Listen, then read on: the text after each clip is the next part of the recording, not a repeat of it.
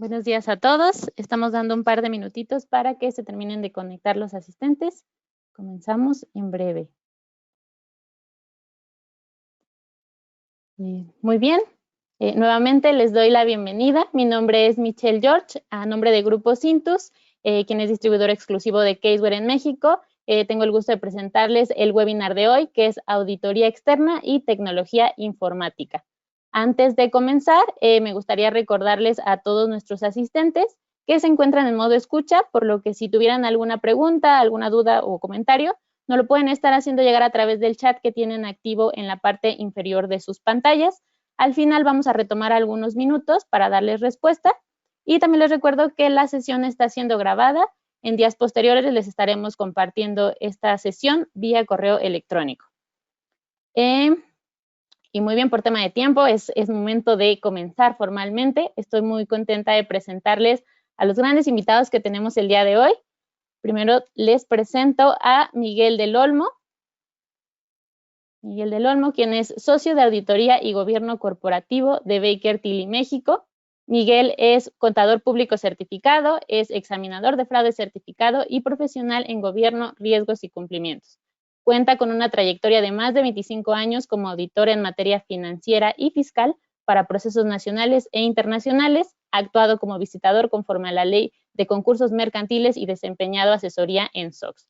Es miembro independiente del comité de auditoría de varios organismos y corporativos, además de ser un reconocido expositor en temas de auditoría con apoyos en sistemas de cómputo, modelo de costo en prácticas de gobierno corporativo, prácticas de negocio y auditoría en Estados Unidos, España, Sudáfrica y Latinoamérica. Muchas gracias, Miguel. Bienvenido. Gracias Michelle. Bienvenidos. Y también tengo el gusto de presentarles a Renato Pasquel, quien es gerente de auditoría y reportes financieros en Grupo Cintus. Renato es contador público, cuenta con una maestría en alta dirección, es instructor certificado de Caseware y está certificado también como profesional en finanzas por SAP. Renato cuenta con más de 20 años en la práctica profesional de contaduría pública y auditoría financiera, es experto en software para auditoría financiera, documentos de trabajo, aplicaciones para la generación de proyectos electrónicos, administración de procesos de trabajo, aseguramiento de calidad y generación de información financiera. Además, es autor de un programa informático para el reconocimiento de los efectos de la inflación financiera y cuenta con varias publicaciones y artículos editoriales para la revista oficial del Instituto Mexicano de Contadores Públicos. Bienvenido, Renato, muchas gracias. Gracias a ti, Mitch. Muchas gracias, buenos días a todos. Y pues sin más por el momento, le cedo palabra a nuestros expertos para comenzar formalmente esta sesión.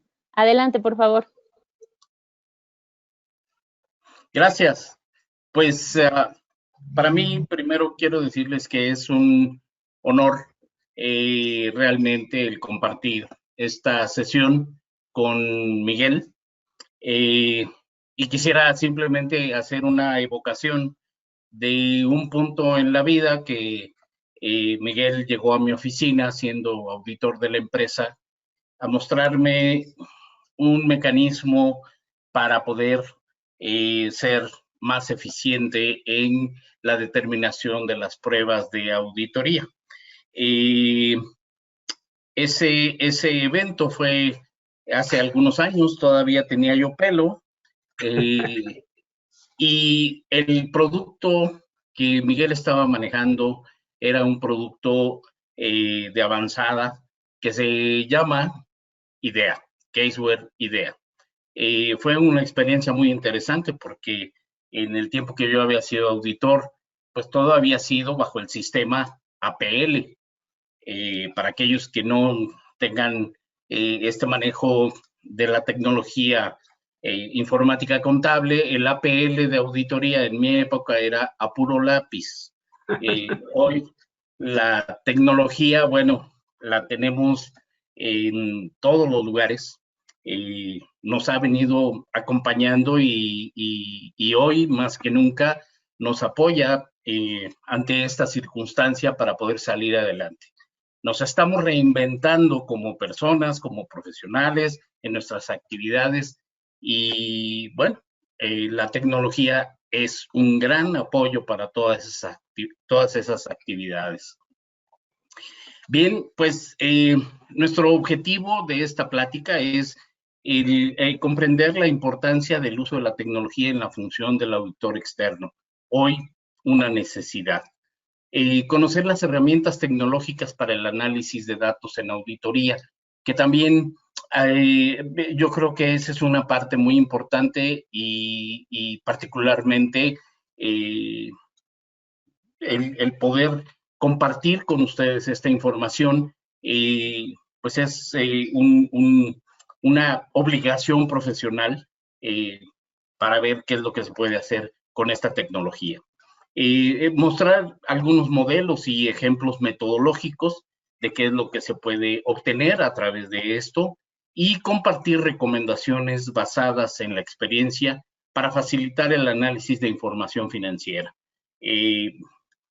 Desde luego, hay una serie de productos que se involucran en esto y lo más importante es que ustedes vean el resultado de la aplicación de esta tecnología y en lo que se pueden beneficiar para efectos de la realización de su actividad de auditoría externa. Nuestra agenda es ver el análisis de datos de auditoría más allá de lo que es la NIA 530,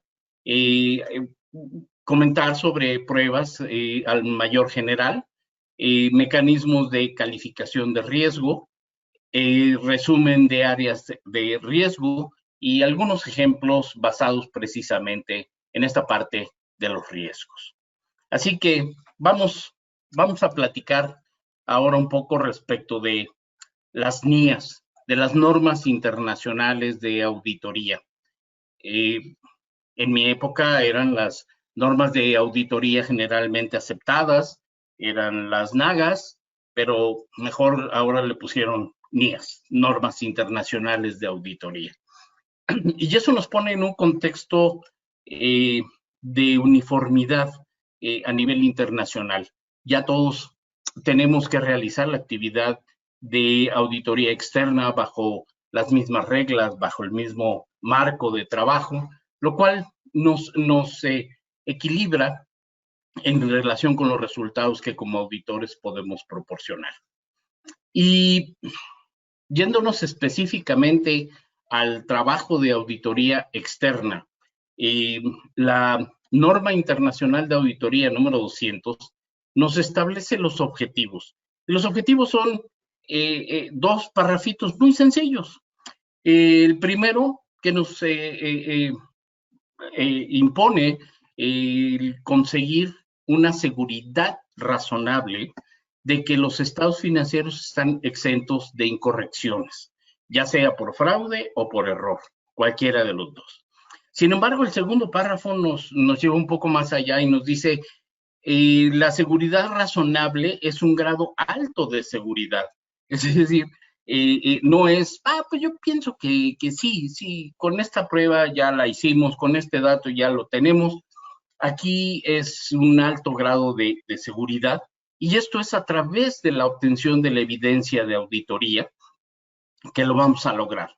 ¿Cuál es el propósito? Reducir el riesgo de auditoría. Ese es fundamentalmente la parte importante de nuestro trabajo como auditores externos para poder ofrecer un servicio a los interesados en nuestro trabajo que esté hasta la mayor parte libre de riesgo.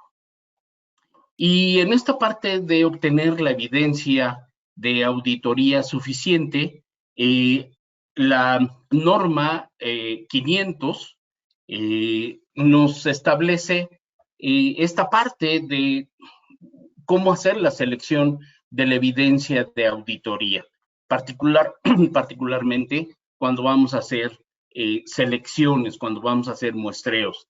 Y aquí el tema importante es el diseño de las pruebas de controles y de detalle que tenemos que realizar y en segundo lugar esa selección, ese mecanismo mediante el cual voy a obtener una serie de datos para ser analizados, que con ello puedan darme sustento a una obtención de evidencia suficiente.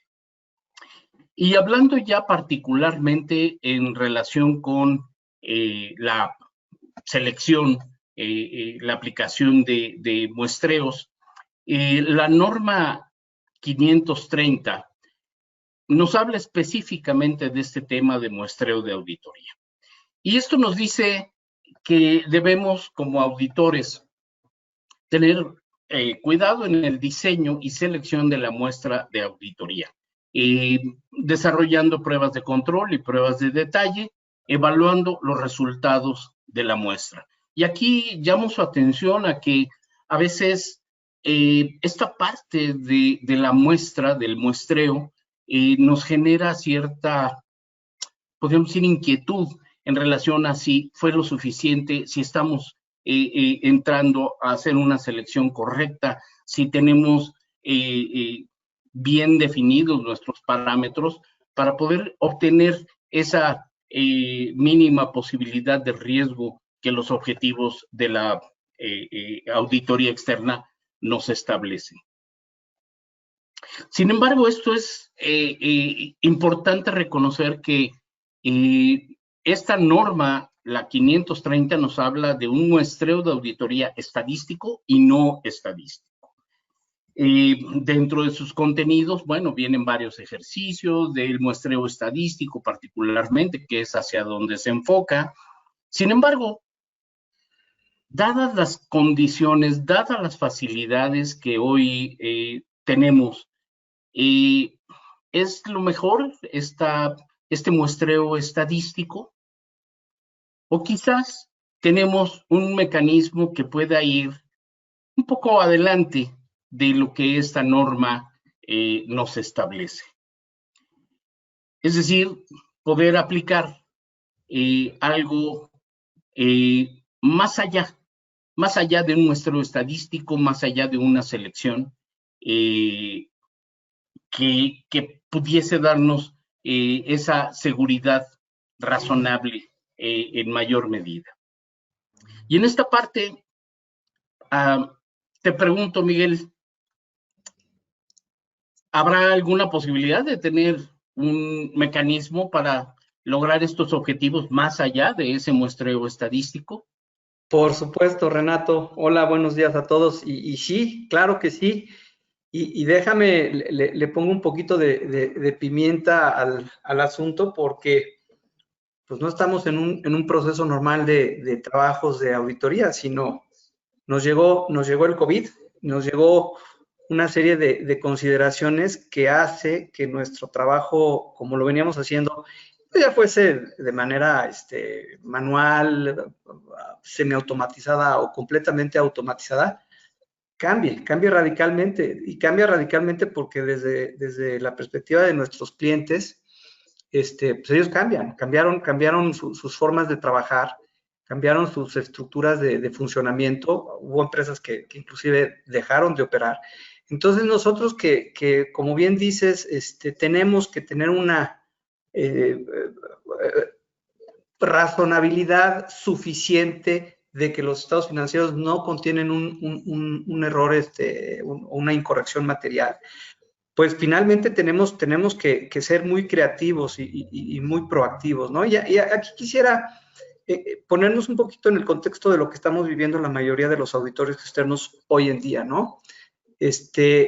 Pónganse a pensar que a lo mejor estamos haciendo un proceso de auditoría del 2020, en donde a lo mejor ya en estas épocas empezábamos a hacer la programación de nuestras revisiones preliminares, donde, bueno, parte de esas revisiones preliminares iban un poquito a entender el ambiente de control de los negocios, pero pues ahorita nada más quiero ponerles en el contexto cómo evaluamos ese ambiente de control. ¿Cómo evaluamos un ambiente de control de una organización que en los primeros meses operó como durante muchos años venía operando? Pero de repente, pues todo el mundo se va a su casa y el área de cobranzas, pues está en la persona y el equipo que uno está en su casa, otro está en su casa de descanso y se comunican por pues aplicaciones, hacen juntas a través de este tipo de herramientas, empiezan a operar a través de correos electrónicos, la estructura y los procesos de control no son los mismos, o sea, cambian, a veces inclusive la segregación de funciones se ve mesmada o se ve afectada. Entonces, ¿cómo nosotros como auditores podemos evaluar eso? ¿Cómo podemos entender esa estructura de ambiente de control, ¿no?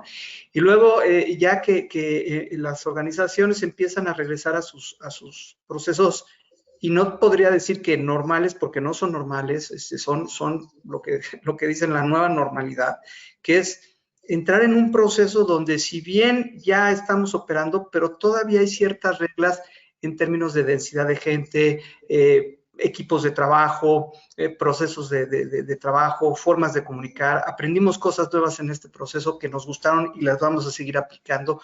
Entonces, esto que han sufrido las organizaciones, estos cambios en su estructura de operación, pues por lo menos son 3 etapas, pero yo puedo decir que pueden ser mucho más etapas y que esto en un análisis de ambiente de control que nos ayuda a nosotros como auditores para de alguna manera armar un correcto plan de auditoría, pues a mí en lo personal me pone muy nervioso, ¿no? Me pone muy nervioso porque hay muchos if en términos de error o de fraude que están ahí y están en el aire, están en los procesos que se nos complican, ¿no? Otro de los aspectos, bueno, ¿cómo trabajamos con nuestros clientes, ¿no? Los procesos de auditoría, ¿cómo los tenemos? Personalmente en la firma, pues gracias a Dios tenemos ya varios años trabajando con mismo Casework, que es Working Papers, que es una plataforma de comunicación y de integración que nos permite trabajar de manera remota y colaborar con los equipos de manera adecuada, ¿no? Pero eso los equipos de auditoría, no así nuestro cliente. Entonces, ¿cómo explicamos, cómo coordinamos, cómo nos comunicamos? Estos problemas, pues los tenemos hoy en día y los tenemos que abordar y tenemos que ser lo suficientemente creativos e innovadores, ¿no? Luego, pues la información que nos dan los clientes, ¿no? No es una información en donde vamos, vemos, sentimos, vivimos el ambiente de control, sino, pues esto es de manera no presencial. A lo mejor sí tenemos reuniones, a lo mejor en las reuniones tenemos la cámara prendida y puede haber un poquito de entendimiento del lenguaje corporal, pero se pierden muchas cosas, ¿no? Y no es visual y más que nada yo creo que aquí lo importante es decir, bueno, tenemos que enfocarnos a un proceso de revisión mucho, pero mucho más analítico. Y aquí es donde el muestreo, que es muy importante y nos ayuda, también hay otras herramientas, hay otros elementos que como auditores externos, si me preguntan, debemos de empezar a tener muchísimo más confianza, dado que hay otros elementos como los que comento ahorita, que si bien siguen funcionando, si bien los podemos probar, de alguna manera, con todo este ámbito y con todos estos problemas que han pasado, de alguna manera se ven afectados, ¿no? Entonces, ¿qué podemos hacer? ¿Qué podemos hacer, no? ¿Qué soluciones, no? Oye, bueno, pues no quiero analizar muestras, quiero analizar todo el universo. Y analizar el universo, ojo, no quiere decir revisar, quiere decir analizar. Analizar quiere decir, bueno, tratar de a través de ciertas reglas de negocio identificar pues comportamientos atípicos, cosas extrañas, cosas que no son normales, asientos que están, que no tienen sentido, cuestiones que nos puedan ayudar a, sobre ese universo, poder entrar y hacer un análisis un poquito más de detalle, más minucioso, ¿no? Perdón, más minucioso. Claro, esto suena muy bonito, ¿no? Pero aquí tenemos tres grandes problemas. El primero es el tiempo. Oye, ¿y esto cómo lo vamos a hacer? O sea, ¿qué le voy a pedir al cliente que me dé toda su información y voy a revisar toda su información? Y insisto, no revisar, analizar, como un proceso de identificar patrones extraños, ¿no? ¿Cómo hago eso? ¿Cuánto tiempo tengo que involucrar en esto? El costo que implica esto. Oye, pues entonces, esto implica que una auditoría va a llevar mucho más tiempo y va a llevar, ¿cómo se llama? Más dinero. y el conocimiento, el decir, oye, tengo los equipos apropiados para poder hacer este tipo de trabajo, y el conocimiento va involucrado también con aspectos de la tecnología, ¿no? Estos equipos que tengo, Humanware que tengo, tiene el software y el hardware necesario para poder desarrollar estas posibles soluciones. Entonces, tenemos esos retos, ¿no? Yo aquí quiero traerles esta probable solución, que en lo personal creo que es muy interesante, ¿no? Tener un enfoque de revisión y de confianza en el Data Analytics, creo que hoy más que nunca es un aspecto importante para todos los auditores externos, ¿no? Y permítanme definir qué es el Data Analytics, o en español el análisis de datos. Es básicamente un proceso en el cual consiste que vamos a inspeccionar y transformar datos para cubrir un objetivo. El objetivo básicamente que nosotros como auditores externos vamos a querer analizar cuando buscamos una base de datos es patrones fuera de lo normal, cosas que puedan inducir a un error en un registro contable o a un probable fraude en un registro contable, ¿no? Esa es la información útil que nos gustaría identificar. ¿Por qué? Pues para programar sobre esos patrones, ahora sí, pruebas de auditoría, que inclusive dentro de esas pruebas de auditoría pueden ir muestreos. ¿Por qué hago este énfasis? Porque cuando tú analizas todo un universo y usas un Data Analytics, lo que puede llegar a suceder es que en la extracción de las cuestiones atípicas que vea este proceso, puede haber mucho falso positivo. El término falso positivo significa que hay varios elementos que pareciera que están mal, pero cuando nosotros los revisamos no están mal, simplemente por los algoritmos o las reglas en las cuales yo pido que me dé información, me dice, oye, pues esto está sospechoso. No quiere decir necesariamente que sea un error o que sea un fraude, simplemente es algo sospechoso que a través de pruebas de auditoría, incluyendo el muestreo, podremos identificar si realmente influye o es un error o simplemente es un falso positivo y dejarlo documentado como tal, ¿no? Y esto nos va a apoyar en la adecuada toma de decisiones, que es la confianza que nosotros como auditores externos, al revisar ese universo en términos de ciertos aspectos, ciertos elementos que nos preocupa, los podamos identificar, ¿no? Entonces, el reto es, bueno, perfecto, pues ya medio estoy entendiendo que la tirada de esto es ir y revisar. Pero ¿qué tenemos que revisar? ¿Por dónde empezar, no?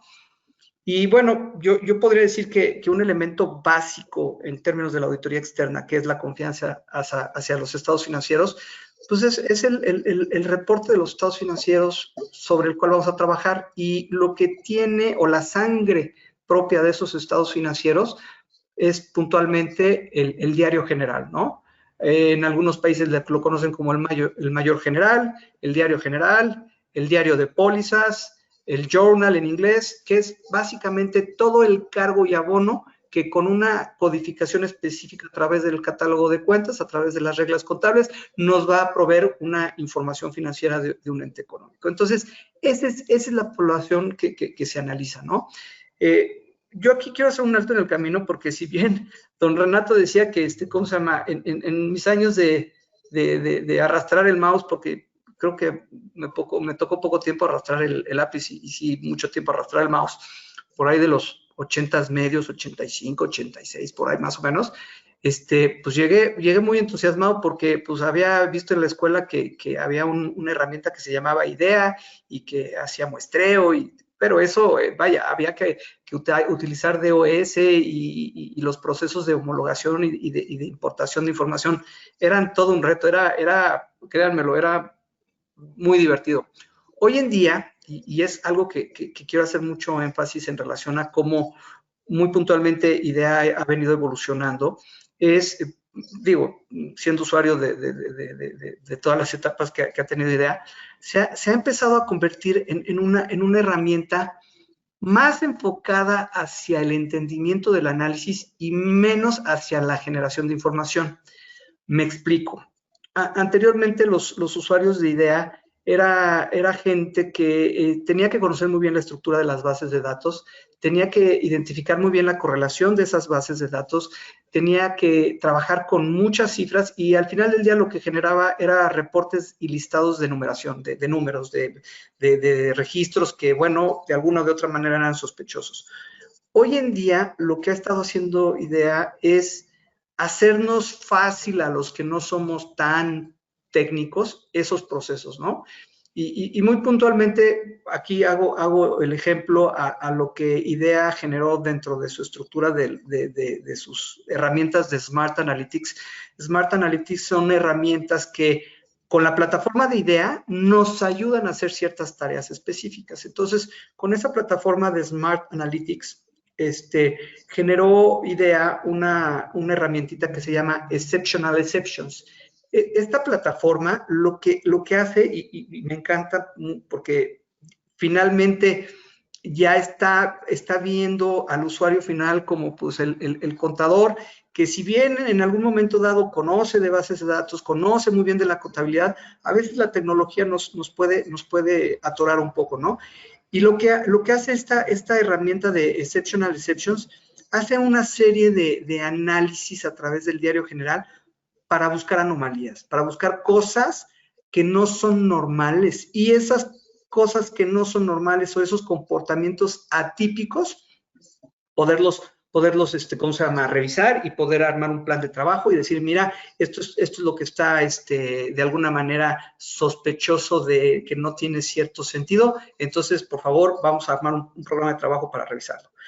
Con todo lo que les estoy platicando de estar nervioso con el ambiente de control, estar nervioso con los procesos de control del negocio, de tener un proceso remoto de auditoría, desde mi perspectiva, el Data Analytics me ayuda a tener la confianza para poder apoyarme en una estructura muy sólida, que es el universo de la información financiera, para poder analizar cosas atípicas y a partir de esas cosas atípicas desarrollar un programa de trabajo que las analice y que las incluya, para poder estar tranquilo de que el proceso de la auditoría en base a la determinación de los riesgos de auditoría es bajo. ¿Cómo funciona? Miguel, sí, adelante. Miguel, oye, y bueno, esto aparece como muy interesante en este momento y desde luego yo pienso que a futuro. Sin embargo, ¿qué tan complejo es? Porque tú lo mencionaste hace un momento, la parte tecnológica a veces se nos hace bolas el barniz en esa parte porque pues, somos contadores, humildemente sabemos cargar y abonar. Ya la parte tecnológica, creo que fue el SAT el que nos empujó, nos aventó al vacío tecnológico para empezar a trabajar con CIPREDS y todo esto, porque pues teníamos ciertas herramientas sencillas, Exceles y demás. Sin embargo, ¿qué tan complejo es? Hablaste de tiempo, de costo, de conocimiento, y eso de alguna manera, pues, a veces no lo tenemos disponible. Sí, no, y sí, al final del día, cualquier aprendizaje o cualquier reto de innovación, pues tiene una curva, ¿no? Y tiene una curva de aprendizaje, y como todo en la vida, a lo mejor no sé si recuerden, pero el primer día que alguno de ustedes, bueno, algunos ya nacieron con Excel, pero alguno de ustedes empezó con el Lotus 1, 2, 3, o con el 4 Pro, o con el Excel, y la primera vez, pues, oye, ¿cómo se suma? ¿Cómo se resta? ¿Cómo sacas promedios? Es normal, es parte de un proceso de aprendizaje. Ahora, puntualmente a esta pregunta, decir, bueno, ¿qué es lo más complicado para poder hacer esto? Básicamente, partimos de una base de datos que es el journal, el diario general. Si nosotros tenemos un diario general lo suficientemente sencillo para importarlo, en términos, y pensemos en un Excel de columnas, y me remoto rápidamente a lo que es un journal. ¿De qué se conforma un journal? ¿No? Pues es muy fácil.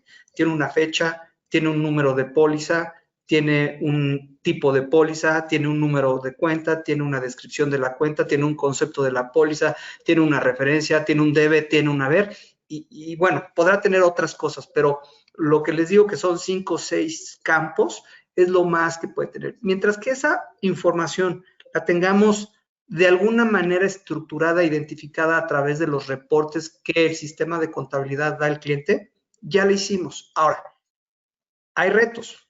Por ejemplo, me pueden dar ese reporte en un texto plano en donde pues, a nivel de columnas está toda la información, pero también me lo pueden dar en un PDF en donde a lo mejor el número de la póliza y el tipo de póliza es el encabezado. Entonces ahí digo, bueno, ¿cómo puedo hacer para que ese encabezado se convierta en parte de una columna para poder tener ya todo en una estructura de columnas, ¿no? Todo eso IDEA, y es parte de los beneficios que me gusta de IDEA y otras aplicaciones, pero yo trabajo con IDEA, es que te permite de una manera muy sencilla empezar a desarrollar esos procesos. Ahora, una vez que tienes ya la información importada en IDEA en relación a esa estructura de información, ya créanme que lo demás es apriétale aquí, pégale aquí, ponle aquí, o sea, es un sistema cerrado. Las ventajas de que sea un sistema cerrado. Mi curva de aprendizaje es enorme. Esto es, tengo que armar a mis equipos de trabajo, explicarles qué es esto, armar a lo mejor un proyecto elite para que lo haga y empieza a desarrollarlo, pero es de manera consistente. El problema con los Exceles cuando desarrollamos cosas es que a lo mejor alguien ya le movió una fórmula, alguien ya le quitó, alguien ya le sumió y entonces esto empieza a ser un problema serio en lo que es la certificación de la información que tenemos que validar. Por eso prefiero yo un sistema cerrado como este. Ahora, otro punto adicional hablando de ventajas. Recuerden que IDEA, y aquellos que no hayan usado IDEA, tiene, y es uno de los aspectos que para mí es importante para la revisión de auditoría, tiene un elemento de log. Log significa un history file o una historia de cómo fuimos haciendo los procesos. Entonces, desde que me siento a trabajar con el sistema, de la parte de atrás del sistema va generando una memoria de qué fue todo lo que hizo. Entonces, cuando quiero yo replicar la prueba, y si algún, no sé, ente regulador, SAT, Comisión Nacional Bancaria de Valores, quien sea que venga y me diga, oye, auditor, esta prueba que hiciste, ¿la hiciste, no la hiciste? ¿Está bien hecha, no está bien hecha? Yo puedo, a través de IDEA, tomar todo mi log de la prueba y llevarla paso por paso, repetirla y demostrar que esa prueba, con todas las variables que tenía, se dio. Y eso, híjole, yo no sé si Excel no he visto hasta ahorita que alguien lo haga, pero para mí ese es oro molido. Eso es una de las ventajas de poder tener estructurada esta información en IDEA, ¿no? Que puedo replicar mis pruebas a través de una trazabilidad y de una huella de auditoría muy, muy bien estructurada, ¿no? Entonces, sí, de alguna manera, Renato, es importante entender pues ese diario general, poderlo traer y poderlo importar, pero si lo importamos, vean un poquito este diagrama y se los voy a explicar brevemente, que esto es el famoso exceptional exceptions y explicarles qué hace. Primero yo tengo que seleccionar los campos y taguearlos o definir qué es cada cosa, ¿no? Esto es que la fecha se comporte, que es la fecha del journal. Que el tipo de póliza es el tipo de póliza para esta prueba, que el número de póliza es el número de póliza, que la cuenta contable es el número de la cuenta. Es el famoso mapeo, ¿no? Que a muchos de nosotros cuando trabajamos con software de auditoría, mismo Working Papers, lo primero que hacemos es mapear. Bueno, pues el primer proceso es mapear, es decirle a IDEA, a esta aplicación, qué es cada campo. Porque ya una vez definidos los campos, se hace un análisis de estos campos y se empiezan a hacer ciertos análisis de ciertos procesos. Adicional a esto, también nos pide que hagamos un score y que agregamos algunos tests adicionales. Por ejemplo, cuando tú pones, inclusive hay journals que traen dentro de los campos de información, traen el usuario que posteó y la fecha que posteó, inclusive la hora en que posteó. Y esto también el sistema está diseñado para esto. ¿Por qué? Porque pues, me gustaría saber quién posteó, qué día posteó y a qué horas posteó. Posteó en términos de registro contable, ¿no? De hacer el registro contable. Eso lo defino como postear.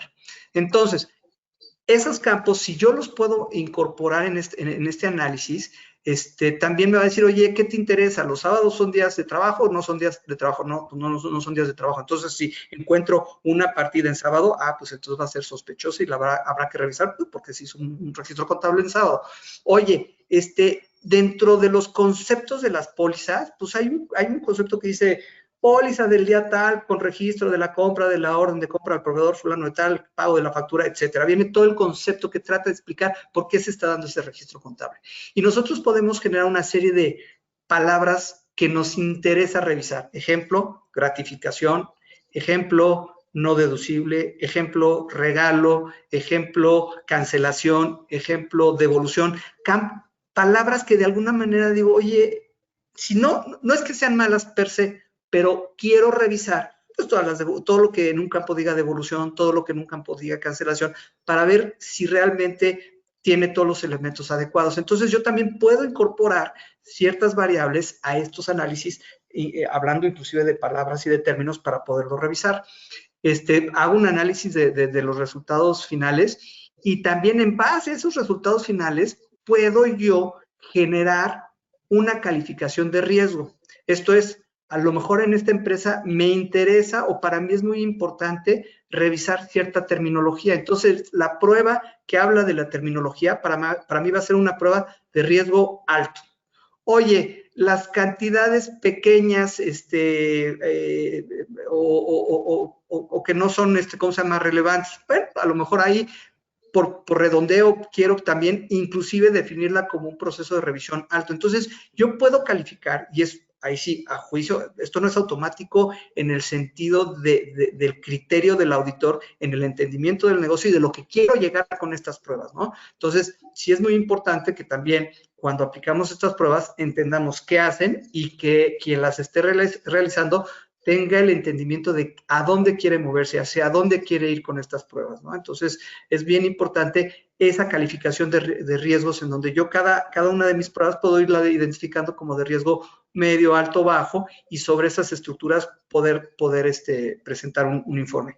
Y también la visualización de la información, que creo que ahora con IDEA 11, la versión 11, hicieron un estupendo trabajo y los elementos de visualización son maravillosos, ¿no? Entonces, el mensaje aquí es, la verdad es que este tipo de herramientas tienen sí su curva de aprendizaje, pero una vez entendida la curva de aprendizaje, híjole, es rápido, eficiente y sobre todo, ¿por qué? Porque no estamos hablando de que el journal es completamente diferente en cada contabilidad. Los journals son muy parecidos. Habrá journals que a lo mejor no tienen usuario, pero hay journals que sí tienen usuario, pero son 2, 3 variables las que pudiesen cambiar.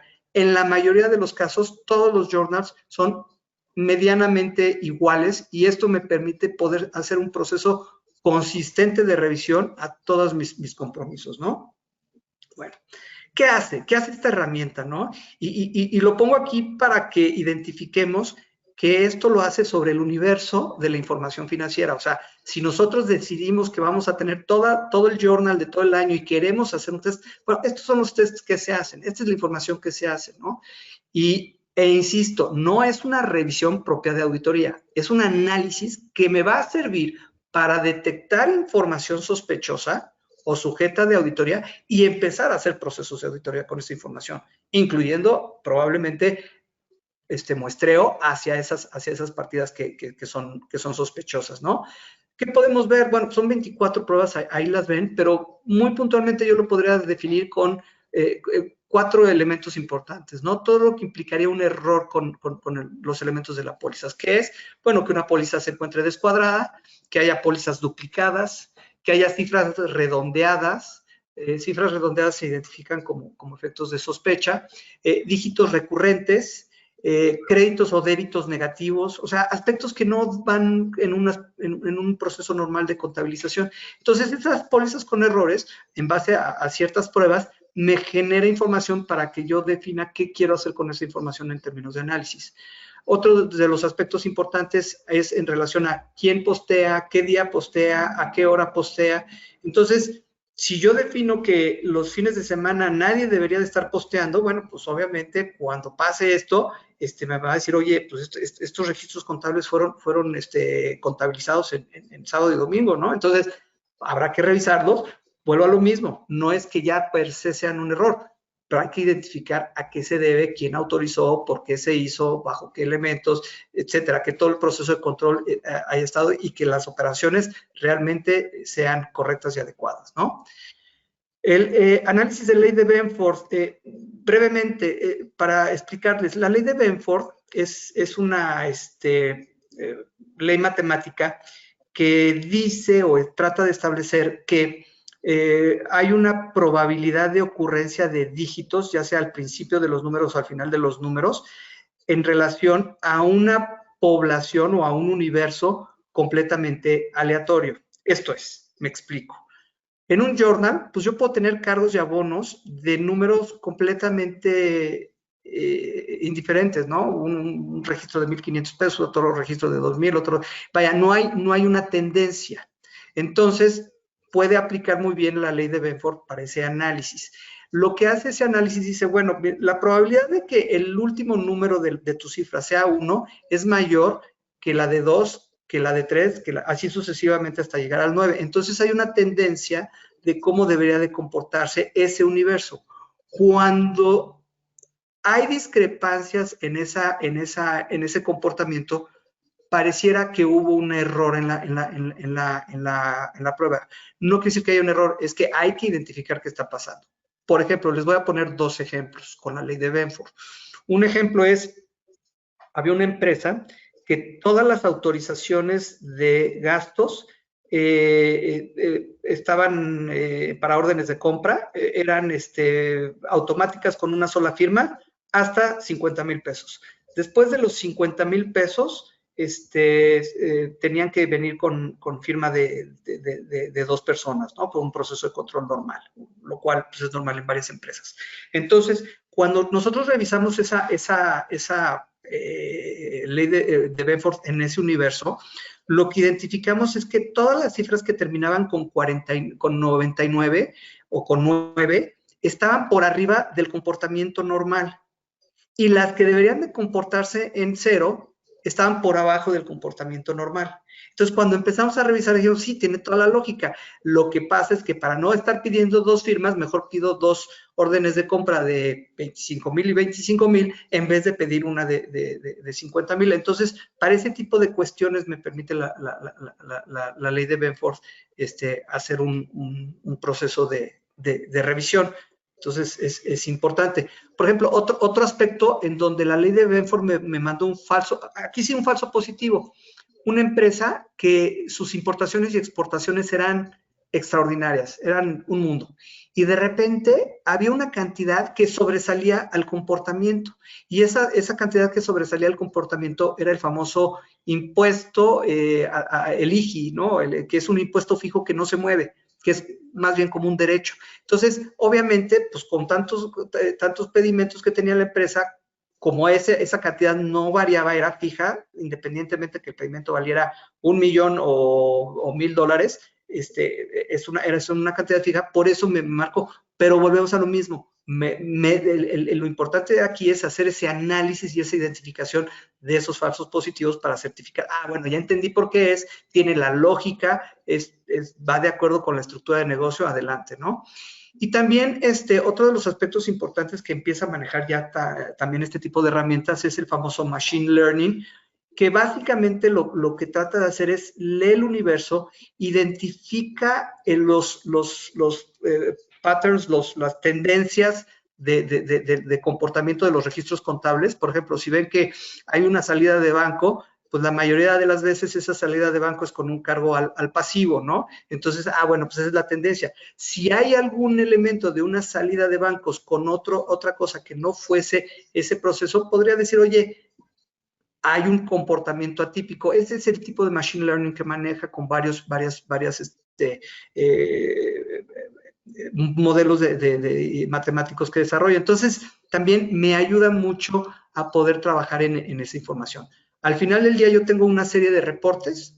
Lo importante aquí, en ese sentido, es que los reportes deben de ser analizados y deben de ser identificados. ¿Qué es lo que queremos hacer con esas pruebas y cómo llegamos y certificamos si o no hay un error? Y si hay un error en una muestra, bueno, obviamente extrapolar eso al universo, ¿no? Esto, ¿cómo se ve? ¿No? ¿Cómo se estructura? Digo, insisto, yo en mis épocas de DOS, cuando veías reportes y números y cifras, híjole, te perdías, la verdad es que sí era muy interesante, pero te perdías con tanta información. Hoy en día ya los procesos de análisis están, inclusive IDEA lo que hace con este tipo de herramientas es genera conexiones, por ejemplo, con Power BI de Microsoft, en donde te permite de una manera muy amigable visualizar tendencias, visualizar comportamientos atípicos, visualizar riesgos, visualizar, ¿cómo se llama?, en base a palabras y conceptos lo que más se vale en términos de dinero o lo que más se repite. Entonces, de alguna manera, ya los procesos de análisis de la información son muy, muy amigables. Ya son, yo podría decir que para un auditor que inclusive, aunque no tenga una capacidad tecnológica muy alta de entender lo que es una ley de Benford o este tipo de cuestiones, pero sí ya con este tipo de herramientas decimos, mira, hay un riesgo alto de un usuario que es el AS1, que lo único que tiene son partidas de alto riesgo. Bueno, identifiquemos esas partidas, qué fueron, por qué fueron, a qué se debieron, veamos los procedimientos de control, veamos toda la trazabilidad de la operación, veamos las aseveraciones que deban de ser de integralidad, de existencia, de precisión, lo que tengamos que identificar con las pruebas de auditoría para certificar que esto que nos está dando el Data Analytics, ¿cómo se llama?, es o no es un error y si implica o no implica una probable corrección a los estados financieros, ¿no? He hablado mucho, he platicado mucho de los aspectos, pero la idea es tratar de comunicarles que la tecnología no nos debe de dar miedo. Está siendo muy amigable, la están generando y la están haciendo de manera muy amigable nuestros amigos desarrolladores y muy puntualmente el equipo de Cintus que distribuyen Caseware, están haciendo cosas muy interesantes. Entonces, hay que acercarnos, hay que trabajarlo, ¿no? Como conclusiones finales, y para ponérselas a su consideración, la verdad es que hoy en día estos procesos de trabajo requieren poco entrenamiento. Poco entrenamiento no quiere decir que nada, no, sí necesitamos meternos a entender qué es el Data Analytics, a ver qué tipos de pruebas son, pero la verdad es que no es tan complejo como lo era antes, con las líneas de visualización que se dan, con los procesos de capacitación que se dan hoy en día. La verdad es que este tipo de herramientas son muy buenas. A lo mejor en lo que hacemos referencia al entrenamiento y un poquito retomando las experiencias propias, y yo lo que les podría recomendar, si quieren entrar en un proceso de innovación de tecnología en los aspectos de auditoría en sus firmas, tomen un equipo líder, o los famosos champions que tenemos en nuestras firmas, que es el agente que le gusta, que se mete, que trabaja con la tecnología, la persona que se le gusta desarrollar macros en Excel, que le gusta estar haciendo procesos de tecnología. Tomen a esa gente talentosa y armen esos proyectos, ¿no? Esos proyectos de capacitación que van a liderar ellos y que luego al conocerlo, al entenderlo, van a ser los responsables de darlo a conocer a los demás equipos, ¿no? El segundo punto es, bueno, pues la verdad es que esto se lleva de manera muy rápida el análisis, que de otra manera, pues sí es lento y complejo. Por ejemplo, digo, datos curiosos, estaba escuchando que la ley de Benford fue inventada Benford la creó en 1938. Y de 1938 empezó realmente a usarse y a explotarse la ley de Benford como tal hasta 1986. ¿Y por qué? Porque fue cuando empezó a crearse el Lotus 123, las cédulas de cálculo amigables, la computación personal. Fue cuando realmente se pudo aplicar esta tecnología. Entonces, ¿qué es lo que les estoy diciendo? Es que la tecnología realmente nos permite hacer este tipo de análisis que de otra manera sería imposible, muy, muy fácil. Consistentemente, desde mi perspectiva, es muy importante que sea consistente y que deje trazabilidad. Yo tengo toda la trazabilidad de cómo se llegó a una prueba y lo que es importante es cuando decidamos que procedimientos vamos a llevar a cabo ya sobre lo que vamos a revisar también, pues esa trazabilidad es muy importante. Y finalmente, lo que a los tomadores de decisión, que muchas veces somos los socios que no estamos tan metidos en la tecnología, lo que nos preocupa pues es la inversión, ¿no? El decir, oye, pues es que esta herramienta cuesta tantos miles de dólares y esta cuesta tantos, y decimos, oye, sí, pero si lo estamos haciendo sin esa herramienta, como que nos cuesta trabajo, ¿no? Yo les puedo decir que estas son inversiones, ¿no? O sea, es importante uno, sí invertir, sí desarrollar, sí ponerlas a trabajar, sí medir rentabilidades. Hay que generar un ROI del proyecto, hay que generar, decir, a ver, vamos a invertir en todo esto, pero esto con nuestras asignaciones lo vamos a trabajar. También una experiencia propia en términos de cómo veo yo este tipo de herramientas. No crean, y esto pasa igual en las auditorías de manera normal, no crean que todos debiesen de estar operando y usando el Data Analytics. No, la verdad es que debemos de desarrollar un proveedor interno. Este champion, este grupo de empuje, es quien internamente debe de tener, pues a lo mejor si quieren una licencia de idea y el conocimiento y todo, para que todos los demás auditores les proveamos la información, ellos sean unos maquiladores de información y nos digan, oye, aquí está el resultado. Ahora, ¿cómo lo vas a interpretar? ¿Qué pruebas vas a hacer? ¿Qué necesitas? Eso ya es responsabilidad de cada equipo.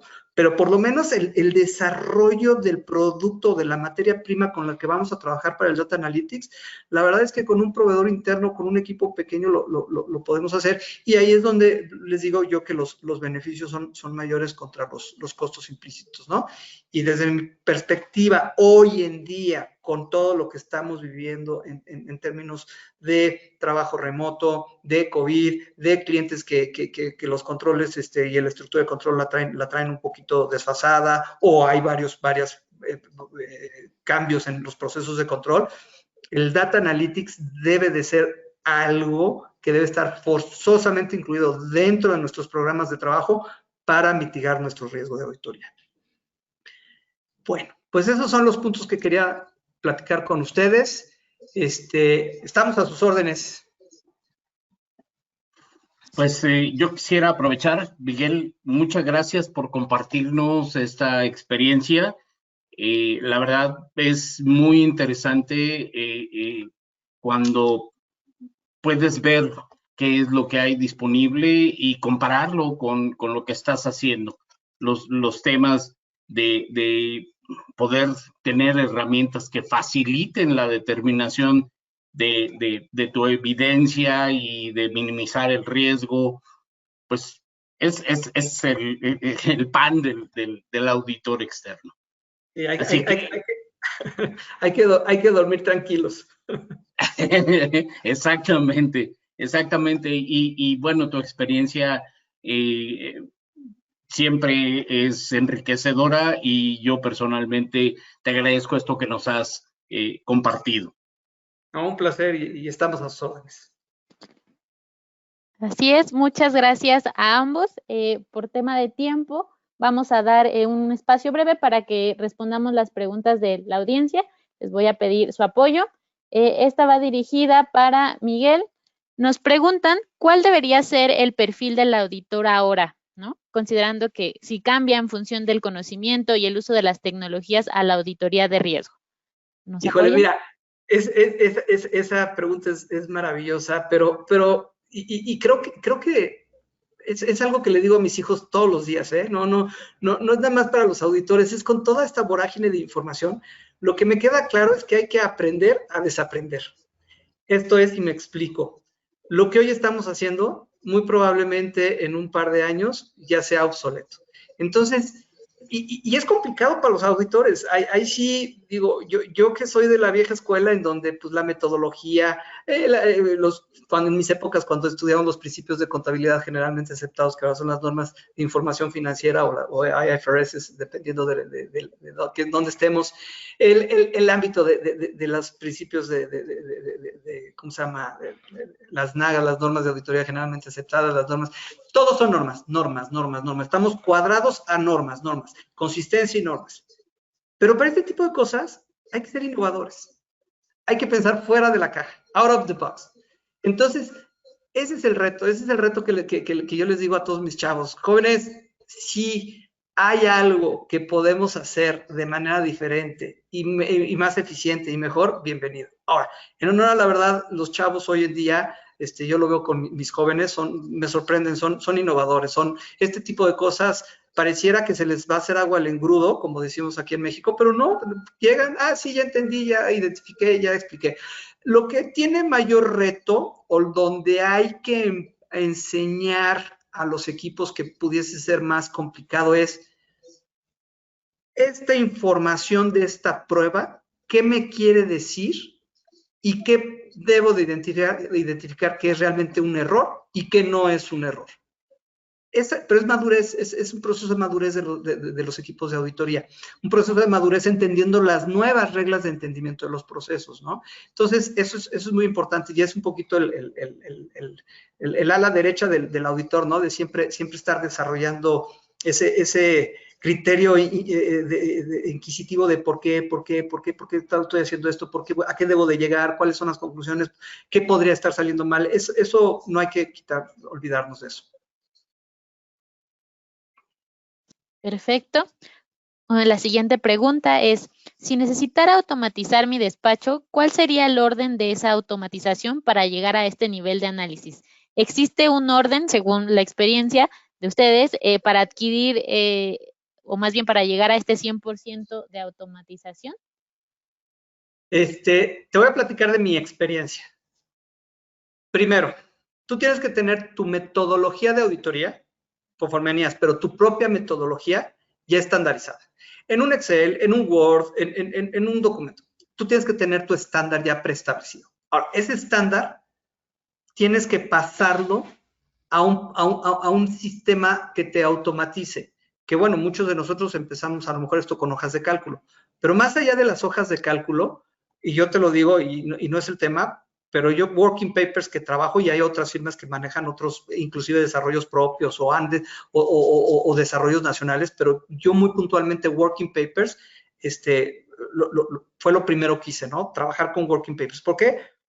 Alineo mi metodología la meto ahí, entonces no es nada más lo que hace el sistema, sino lo que yo quiero que haga el sistema en términos de mi metodología, ahí está, es consistente y lo que hace esta herramienta y que debería ser toda herramienta de auditoría es una interacción y comunicación con los equipos de auditoría de manera inmediata. Yo puedo estar aquí en Querétaro, mi gerente está en Acapulco y a lo mejor el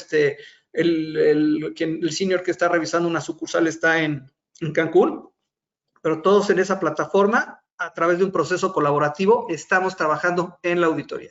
Y eso, insisto, no puedo hablar de otra herramienta más que Working Papers porque es lo que yo conozco y funciona. Y luego, a la par de eso, y más, insisto ahorita, no hay que soltar el Data Analytics. El Data Analytics es como complemento a este proceso en donde dices, bueno, siempre hemos tenido pues que la tecnología del Data Analytics, pero hoy en día, como auditor, analizando el riesgo de las empresas con todas las implicaciones que tienen, híjole, para mí es un must, a fuerzas hay que hacerlo.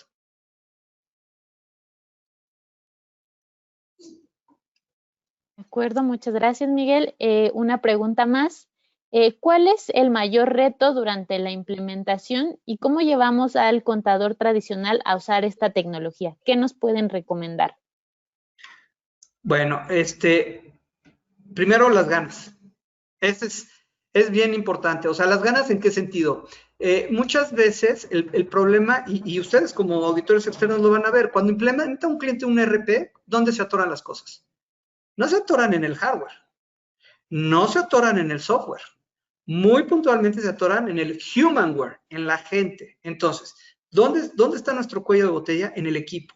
Debemos de liderar muy bien nuestros equipos, decir, a ver, chavos, vamos a cambiar esto, y que siempre cuando dices sistemas, dices, vamos a hacer las cosas mejor, más rápido y más eficiente. No es cierto. Cuando implementas un sistema, siempre te va a costar más. ¿Por qué? Porque tienes que romper, tienes que aprender a desaprender. Tienes que olvidarte de lo que venías haciendo para aprender a hacer las cosas de una manera diferente. Y esto puede ser frustrante, puede ser desmotivante. Pero ya una vez que brincas ese bache, y que tomas a tu equipo y lidereas bien a tu equipo, el famoso turn of the top, el liderear bien, que vamos a hacer esto y lo vamos a llevar a cabo y le vamos a poner fecha y lo vamos a trabajar, en serio, es bien gratificante, son experiencias muy interesantes donde cuando llegas y tú ves una firma de auditores y dices, oye, ¿y dónde está el papel? No, aquí no hay papel. Yo te puedo invitar a mi oficina, aquí no hay papel. Bueno, sí, los informes que les tenemos que entregar a los clientes, pero todos nuestros papeles de trabajo son digitales, todos. Y toda la gente aquí ya está acostumbrada a hacer eso. Ahora, insisto, es un proceso. Tienes que ir evolucionando, tienes que ir paso a paso. Entonces, ¿dónde está el primer paso? Es aquí, en la cabeza. Es decir, lo vamos a hacer, vamos a armar nuestro budget, vamos a ver qué necesitamos, y lo vamos a medir. Vamos a empezarlo a medir, cómo vamos a ir avanzando. Y en donde nos estemos atorando, ahí vamos a ir apretando. ¿Hecho?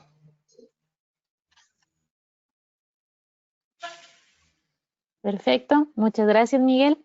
Y una pregunta más, me parece un poquito más técnica.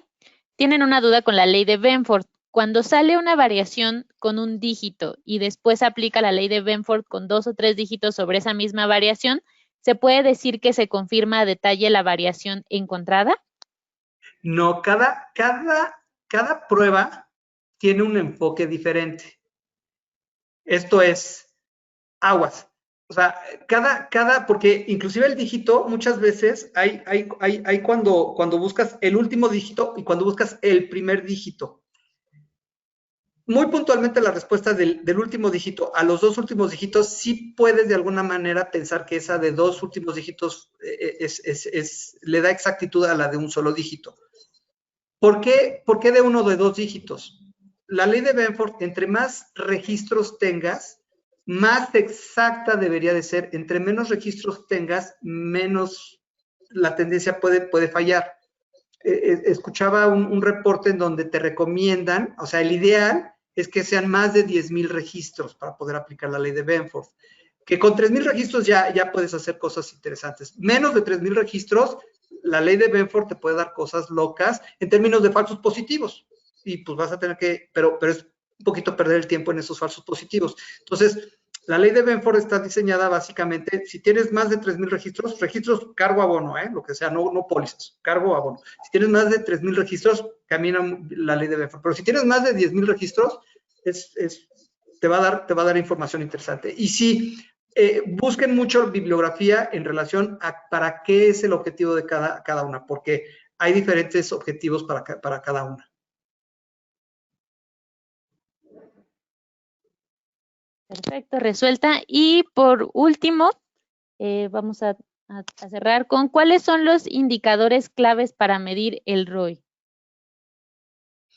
Híjole, mira, y te lo voy a decir en términos de auditores, lo voy a apuntar muy aquí, ¿cuánto te cuesta bueno, primero, ¿tengo el equipo necesario o necesito paradear mi equipo porque mi equipo no aguanta las herramientas tecnológicas? Hablo de software, tengo equipos con memoria suficiente, con procesadores suficientes, con cosas así. Si lo tengo, palomita, eso ya pasó, ¿no? Y estoy empezando por lo más fácil, porque pues eso es ir y comprar. Software, pues sí, analizar el tipo de software, qué tan fácil o complicado puede llegar a ser, qué respaldo tengo en la casa que me ofrece ese tipo de software en términos de experiencia, cuestiones de estas, ¿no? Bueno, pues Cintus, ¿qué te digo? Y no es comercial. Y finalmente, el equipo. ¿Quiénes van a ser los champions? ¿Dónde están? ¿Los tengo o no los tengo? ¿Los tengo que entrenar? ¿Cómo los voy a entrenar? ¿Dónde los voy a entrenar? Y también invertir eso. Teniendo esos elementos, tú armas tu inversión inicial. Y dices, sale, esta inversión inicial, ¿en cuánto tiempo? Desde mi perspectiva, yo diría, ahorita que vamos a empezar previas, debería de mandar este equipo para tenerlo así bulletproof en época de previas tardías. Previas tardías, octubre, noviembre, para empezar a trabajar. Y armaría todo el análisis, decir, a ver, en octubre, noviembre tiene que estar ya mi equipo líder. ¿Y cuántas auditorías tengo? Tengo 50 auditorías, sale, perfecto. De esas 50 auditorías, ¿cuánto tiempo me tardo en hacer este tipo de pruebas de análisis general, ¿no? Y cuánto, en base de un demo, veo cómo se hace, cómo está estructurado, cuánto le reduzco. Entonces, Eso también es un profit que tienes en términos de disminución de costos que tendrás que poner dentro de la estructura de tu ROI. Y esto lo vas a proyectar a, ¿cómo se llama? A tus asignaciones de este año.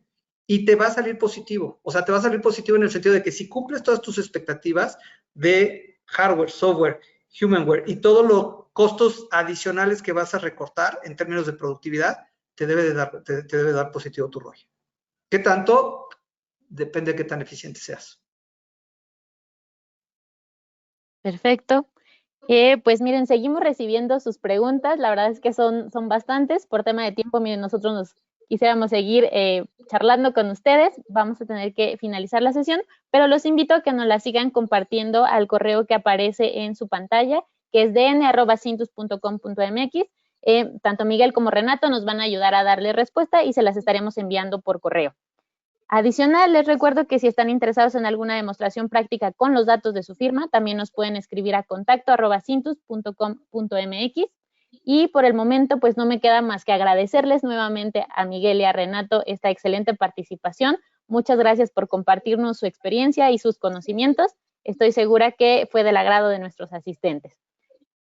Por el momento, pues, solamente les recuerdo que pueden visitar nuestra página, en nuestras redes sociales, para que estén enterados de próximos webinars y contenido exclusivo que tenemos preparado para ustedes.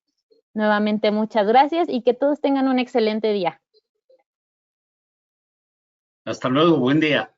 Hasta luego.